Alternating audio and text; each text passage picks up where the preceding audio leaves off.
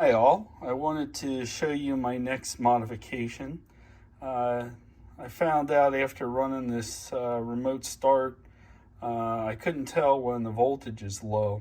And if you know anything about the Lipo batteries, which I'm new to, it turns out if you drain them too far down, you can't charge them back up. And you know, this is a 2-cell Lipo, so you have to have them evenly charged. And my next hack is to add a voltmeter to this box so that I can constantly see the voltage coming off of this, and then I don't have to keep unscrewing this and taking it out. I mean, it's a lot of work to go back and forth, and then untangle the wires.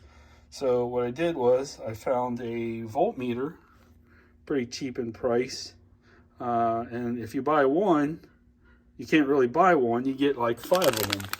So you get a bunch of them. And you can see there's just 2 wires coming off of it for the voltage input, the power input. And I bought male and female JST connectors. So I put on my own connectors to it. And then I also bought a Y connector here, so that would allow me to measure the voltage off of the Lipo battery directly and not with the load. So the male from the battery plugs into the female here, and the male lead coming off of this is going to go to the female of the voltmeter here. And then obviously when you're not trying to start the engine up, you've got the full voltage coming off of the battery. But as soon as you hit that button, you're going to draw a current this way, and then you're not going to get the real measurement. So this, if you just plug it in, I don't think it takes up that much voltage, but you can always unplug it, or you can put an inline switch to it, which I've been thinking about doing too. Not sure if I can find the right size switch, but I'm looking for it. And so anyway, so you can see I was able to tuck the whole thing into here. And you know, this is for the charger. Don't have to take the top off for that. Then I have the new lead here, connector for the voltmeter. And then obviously the power and the starter for the starter and everything. And then this goes to the receiver that's in the front of the car. And if I put the top on, you can see it's not tight at all. It fits just right. It's not like cramming it. Got so lucky with that container. And so let's just give a look at this. Hopefully I can plug this in with one hand. Let's try it out. Okay. So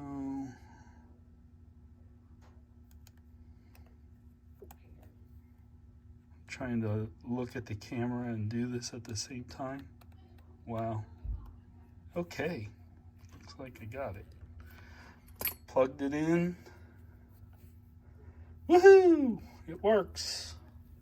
So this is fully charged Lipo, 8.22 volts. Nice. I'm gonna put it all together. I gotta figure out a nice place. I'll probably just put it on the back of here. This is for the temperature gauge, so maybe I'll just cut out a rectangle here and put it here, because I gotta go screw it in. It turns out to have a couple screw holes on the side. I think I got screws that'll fit it. So I drilled an opening here, as you can see, to fit the voltmeter. I'll show you when I get it in, but it should fit right there. I used a Dremel to do the cutting. It's a diamond studded drill bit by Dremel 7134, and I'm gonna just fire polish this real quick. Get the burrs off, and it works really nice. Puts a nice soft edge to it. So I didn't have any screws that would fit, and they're really tiny. So Home Depot, I don't think it has them that small. So I decided to use these really small zip ties, and you can see that I need 4. So basically I poke the one through, and the heads stay on there, and it allows it to be secure on that side. And then I cut the heads off of another one and put it on. So basically what I'm doing here is cutting this one. Okay, I probably lost it. There it is. Okay, so as you can see, it's right here. And then what you have to do is you have to thread it on. And notice that the jags are on this side. So gotta think how you put it on. And so that's this side, right? This side, and I think it's this way. Let's try it out. Hopefully it's it. Doing this all one hand. Yeah, you can hear it clicking. And so, I'm surprised I can do this with one hand. Wow. I'll tighten it down, but you get the drift. You see that, and then I'll chop this off on this side as close to the bottom as I can. Actually, I got better wire cutters. These.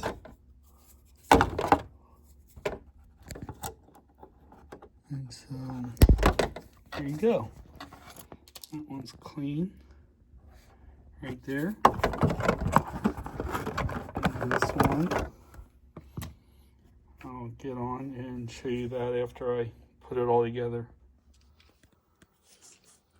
Okay, so you can see I got 8.22 on there.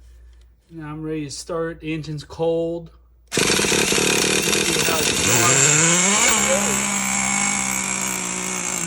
Cool, huh?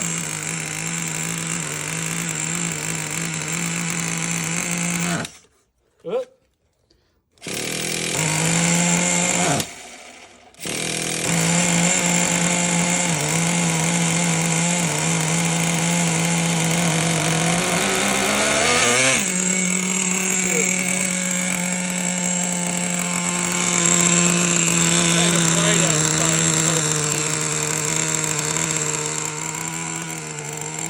There you go.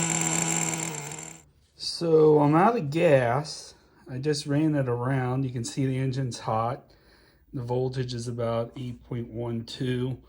Now you can see the load that's pushing on it. There's no gas in it, so it's going to turn the crankshaft, and then it's also going to turn up the heat on the glow head. And we're going to move from 8.15